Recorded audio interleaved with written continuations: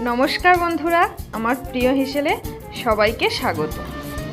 আজকে আমি একটা আবারও হেলদি রেসিপি নিয়ে তোমাদের সামনে চলে এসেছি।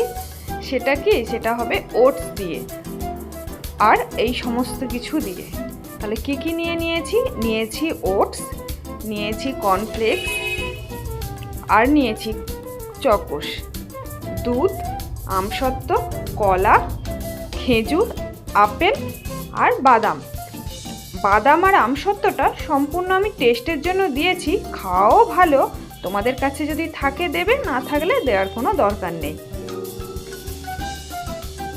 এবার সমস্ত কিছু ছোট ছোট করে সুন্দর করে কেটে নেব।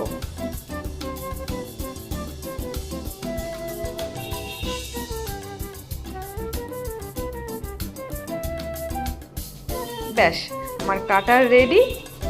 এবার আমি রেডি করব।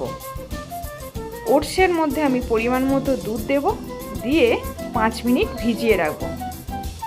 ভিজিয়ে রাখার পর কেটে রাখা আমসত্ত্ব, কলা, আপেল, খেজুর, কর্নফ্লেক্স,